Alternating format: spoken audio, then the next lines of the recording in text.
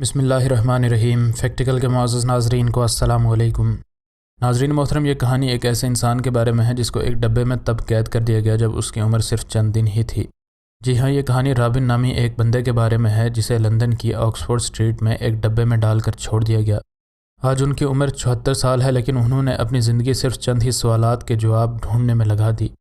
مثلاً ان کو کس نے اس ڈبے میں ڈال کر لاوارث چھوڑ دیا، اور اس سب کی اصل وجہ آخر کیا ہو سکتی ہے۔ خوش قسمتی سے جب ان کا ڈی این اے ٹیسٹ کرایا گیا تو وہ اس کے بڑے بھائی سے میچ کر گیا، جس کے بعد بہت سے سوالوں کے جوابات اسے خود ہی مل گئے۔ ویڈیو کو مزید آگے بڑھانے سے پہلے اگر آپ فیکٹیکل کے نئے ناظرین میں سے ہیں تو ہمارے چینل کو سبسکرائب کر لیں، اور ویڈیو پسند آنے کی صورت میں ویڈیو کو لائک ضرور کریں۔ ناظرین محترم، جب رابن گھر واپس آیا تو کسی نے بھی اسے نہیں بتایا کہ وہ ایک گود لیا ہوا بچہ ہے۔ اس کے سوتیلے ماں باپ نے بھی کبھی اسے نہیں بتایا کہ وہ ان کا اپنا خون نہیں ہے۔ رابن کو صرف اپنے بچپن کی ایک ہی بات یاد تھی کہ جب دوسری جنگ عظیم ہو رہی تھی اور ہر طرف خون کی ندیاں بہہ رہی تھیں، اس وقت اس کی ماں لوگوں کے گھروں میں کام کاج کیا کرتی تھی۔ 20 سال کی عمر میں اس کی شادی ہو گئی، جس کے بعد اس کی 2 بیٹیاں بھی ہوئیں، لیکن ابھی تک اسے یہ نہیں پتا تھا کہ اس کا بچپن کیسا تھا اور وہ یہاں تک کیسے پہنچا۔ اس نے اپنا پاسپورٹ بنوانے کا سوچا اور وہاں اسے ایک آدمی ملا جس نے رابن کو اس کی زندگی کے بارے میں کچھ ایسا بتایا جو بہت ہی حیران کن تھا۔ اس آدمی نے رابن سے کہا کہ تم تو وہی ہو نا جسے لندن کی آکسفورڈ اسٹریٹ پر لاوارث چھوڑ دیا گیا تھا۔ آج تمہارا نام رابن کیسے ہو گیا، جبکہ پہلے تو تمہارا نام پیٹر تھا؟ رابن کو اس آدمی کی باتوں پر ذرا بھی یقین نہیں آیا۔ اس نے وہ بات وہیں ٹال دی، مگر جب رابن کی عمر 50 سال ہوئی تو انہوں نے اپنے ماضی کے بارے میں مزید جاننے کی کوشش کی۔ اسی کام کے لیے رابن اپنی بیٹی میشا کو ساتھ لے کر لندن کے سرکاری دفاتر چلا گیا، جہاں انہوں نے اپنے بارے میں پوچھ گچھ کرنا شروع کی۔ وہاں انہیں کچھ کاغذات ملے جس میں یہ صاف درج تھا کہ یہ بچہ 20 اکتوبر 1943 کے دن لندن کی آکسفورڈ اسٹریٹ پر لاوارث پایا گیا تھا۔ وہاں اس ٹائم بہت خطرہ تھا۔ جس دن رابن لاوارث ملا اس کے 10 دن پہلے ہی لندن پر 10 ٹن بم برسائے گئے تھے۔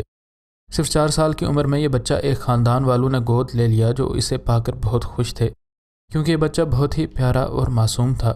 رابن کے اصلی ماں باپ کو بہت تلاش کیا گیا، مگر ان کا کچھ پتہ نہ چل سکا، جس کے بعد وہ جولیا بیل نامی ایک ڈی این اے ڈیٹیکٹیو سے بھی ملے۔ ان کو ان کے والدین سے ملوانے کے لیے جولیا نے رابن کے ڈی این اے کو 3 ڈی این اے سینٹرز میں بھیجا، اور جلد ہی ایک ڈی این اے سینٹر میں رابن کا ڈی این اے میچ کر گیا، اور جس سے رابن کا ڈی این اے میچ ہوا وہ امریکہ کی ایک ماریا نامی خاتون تھی، لیکن اس لڑکی سے صرف 1% رابن کا ڈی این اے میچ ہوا تھا۔ انہوں نے سوچا کہ ہو سکتا تھا کہ ماریا ان کی چچا زاد بہن ہو۔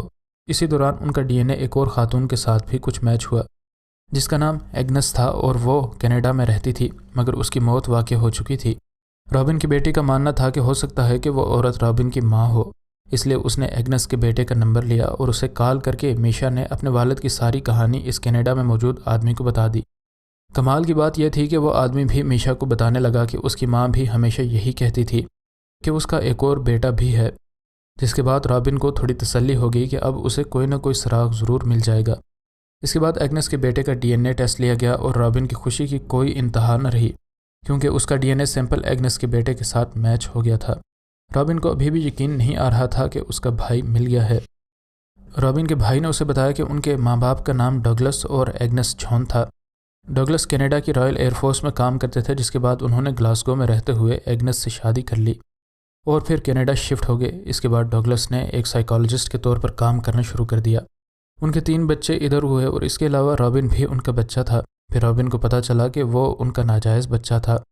یہ بات سن کر اسے اپنے پیروں تلے زمین نکلتی ہوئی محسوس ہوئی۔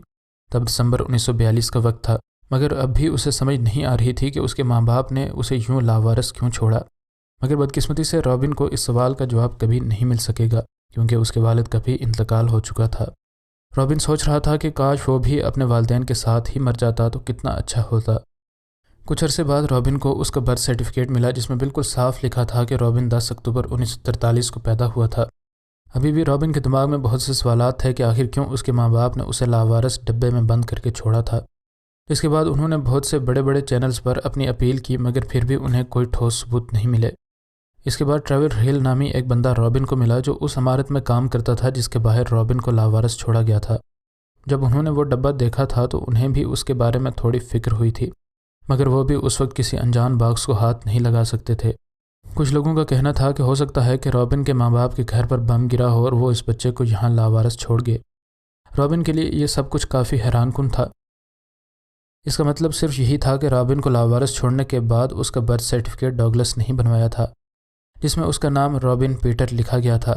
رابن کو لگ رہا تھا کہ یقیناً اس کے والدین نے لوگوں کو بتایا ہوگا کہ جنگ کی وجہ سے انہوں نے اپنے بچے کو گود دے دیا ہے، مگر مکمل سچ ابھی بھی کسی کو نہیں پتہ چل سکا۔ مگر آج رابن تھوڑا خوش ہے کیونکہ اسے کچھ نہ کچھ تو اپنے ماضی کے بارے میں مل چکا تھا۔ آپ کو آج کی کہانی کیسی لگی کمنٹ باکس میں اپنی قیمتی آراء سے ضرور آگاہ کریں۔ مزید نئے ویڈیوز کے لیے ہمارے چینل کو سبسکرائب کر لیں۔ انشاءاللہ ملتے ہیں اگلی ویڈیو میں۔ فی امان اللہ۔